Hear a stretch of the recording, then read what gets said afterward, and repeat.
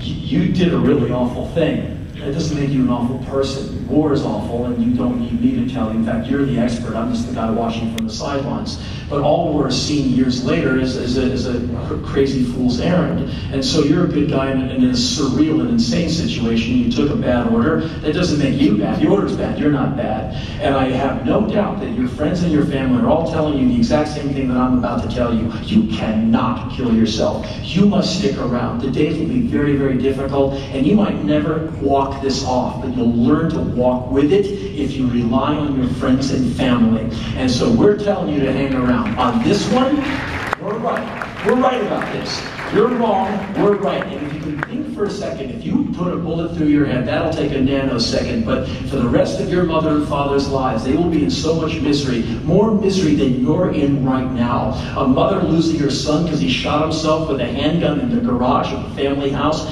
Your mother's heart will be broken into pieces and it'll be so small that every single day she will not be able to taste her food. She will not be able to sleep. Every waking hour will be just misery. Her dreams will be nightmares. It will ruin her life to the degree that you think your life is ruined. You want to ruin some more lives? Check out, and you will destroy your entire family. So man, you gotta hang tough. And if you need me for anything, let me know. I mean, obviously you see now, I write back. So if I can do something for you, man, you find me and I'll do whatever I can. So hang in there. And I sent that off.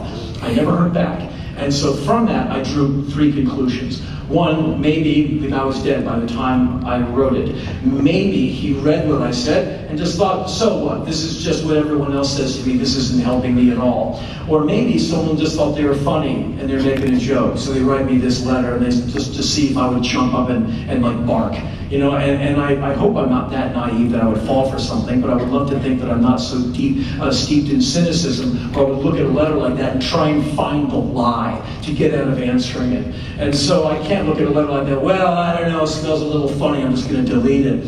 Just as a default, I'm not going to let that letter go unanswered, and I bet you wouldn't either. In that, you know, it's kind of a no-brainer. You've got to write this person back, and you're going to give them the best advice you've ever given anyone in your life. And so I talked about this a few weeks ago in Tucson, Arizona.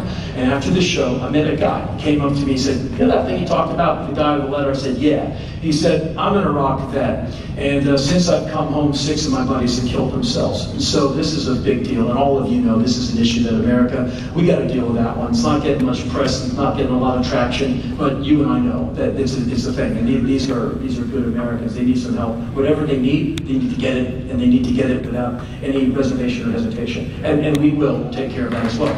But, so, he said to me something fascinating. He said, those 3 reasons you listed, those are all very valid, but there's probably a 4th reason.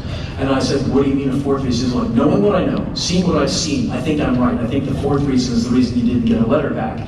I said, okay, what's the 4th reason? He said, shame. He said, we are trained not to show cracks, you know, in the armor. If you show cracks in the armor, all your friends get killed. The only way you get through a tough time in conflict or battle is everyone stays tight, mission specific, and everyone is clear-eyed, and that's how you get to the dining facility at sundown. If anyone wiggles from side to side, everyone gets blown up. And so the fact that the guy reached out to you is kind of a break in the code. And so the fact that you wrote him back, he was probably unable to read your letter because he was so ashamed that he broke code and wrote you, and that he wasted your time and you wrote him back. I said, well, so I shouldn't have written him back? He said, no, you did the right thing. I'm just telling you, we are trained not to reach out like that, and he did, and he probably feels miserable about it. He says, trust me on this one. I think I know what I'm talking about, and he would know more than I would. And so that 4th reason is very interesting to me.